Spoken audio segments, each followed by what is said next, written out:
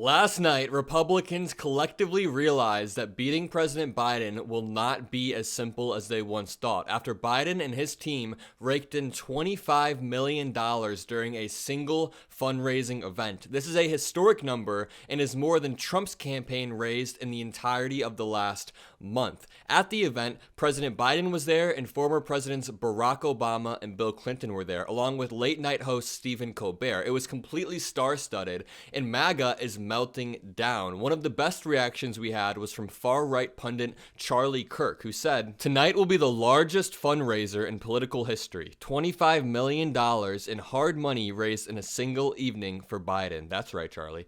This is more raised in one night than Trump raised the entire month of February. Democrats are beginning to fine-tune their messaging. Yeah, we are. And they have a standing army of 5,000 plus full-time organizers on the ground in key states. We are outgunned and will be outspent. The polls are tightening. And this realization that seemed to have hit Charlie also swept across the entire Republican Party, and we saw them melt down on Twitter collectively. I have some great clips to play for you, but first, I just want to point out that regarding these key states, the Biden campaign is now firing on all cylinders. They just opened 44 offices in Wisconsin, 12 to 14 offices in Pennsylvania, 20 offices in Michigan, and they announced that North Carolina is now considered a key battleground state, and they are opening another unknown amount of houses there. This fundraising event is coming off the back of Trump's latest grift, which is trying to sell Bibles for $59.99. CNN did a genius segment where they try to count how many Bibles would Trump need to sell to match that $25 million. Play the clip. All right, this is some context for you on where we are in the cash race, right? Joe Biden well ahead of Donald Trump in terms of cash on hand at the end of last month. But in terms of money raised, right, Joe Biden's fundraiser tonight, $25 million. Trump, for the entire month of February, only raised $20 million. That's how big that $25 million is. It's a large chunk of change, a historic chunk, as the Biden campaign was hinting at. And again, a little bit more context. How much would Trump need to sell to reach $25 million? You know, he's selling those Bibles, those God Bless the USA Bibles. He would need to sell more than 400,000 of those to reach $25 million.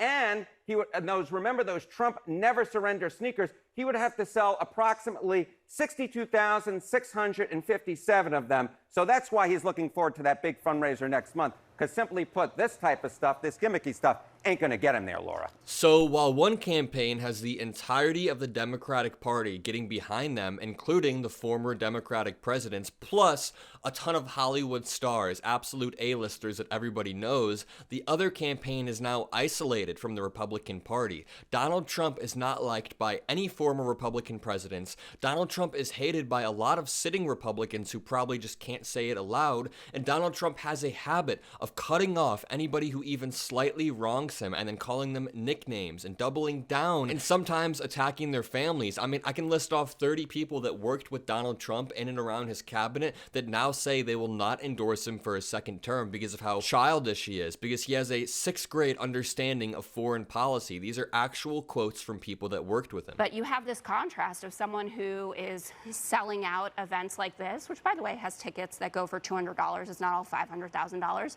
And Donald Trump is on, doing ads hawking $60 Bibles. He's siphoning off donor money to pay for his legal fees. It's a pretty stark contrast of what's going on here. And that, again, to return to where I started, that doesn't mean that Joe Biden is definitely going to win this race. Well, but you look at the money and... You arrested him. He does need to pay lawyers. Yep. Mm-hmm. We didn't arrest him. Yeah, you did. Yes, you did. We did. Okay. Well, you said Greg. his mugshot is the most powerful, positive piece of campaign. Greg, do you think that the American... Another case of Jessica Tarlov killing it while Jesse Waters decides to be a dishonest partisan hack who knows better. Democrats did not arrest Donald Trump. A grand jury indicted him based on a massive amount of evidence of the crimes he committed. That's how it works, and I promise you Jesse Waters knows that. He's just playing to his Fox News audience. Watch this clip filmed by Harry Sisson of President Biden, President Barack Obama, and President Clinton all going dark Brandon mode. Dark Brandon is real.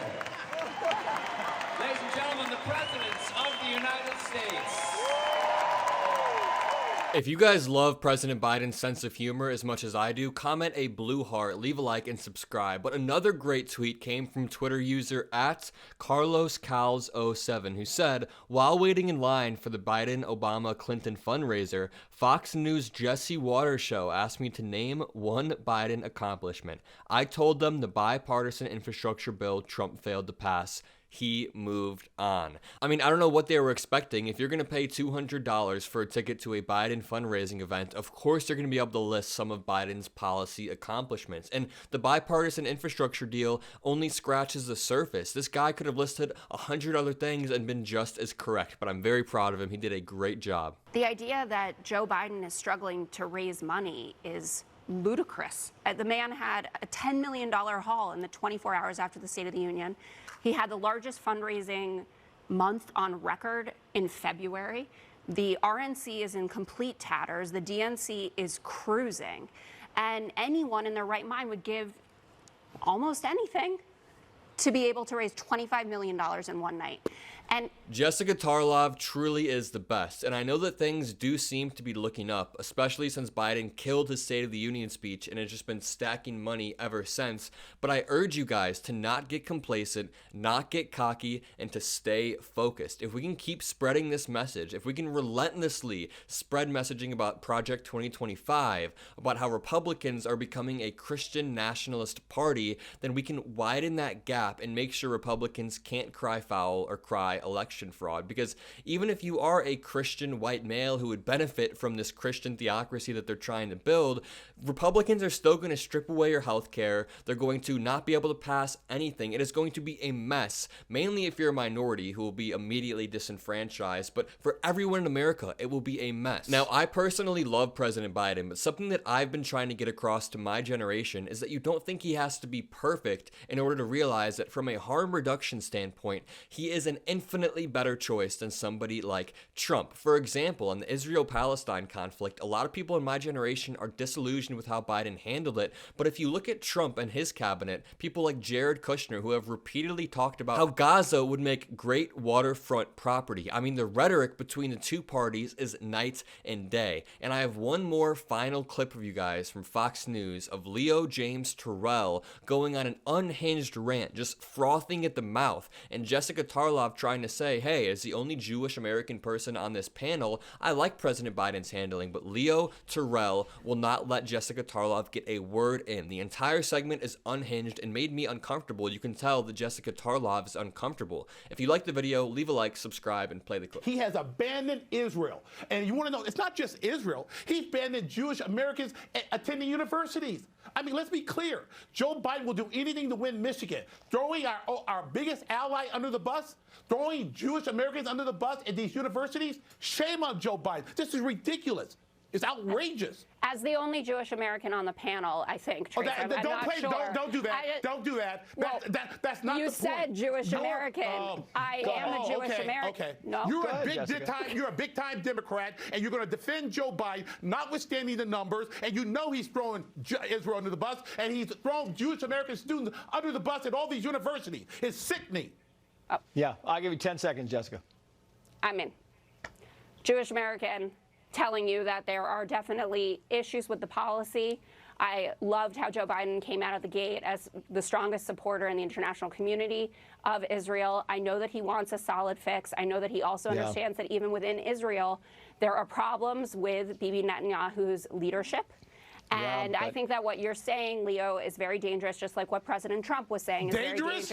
Dangerous? Why to are you yelling? To throw Israel under the bus? Why give me are a you break. yelling? Give me a break. Throw me under the bus. Israel under the bus. Yeah, there are a lot.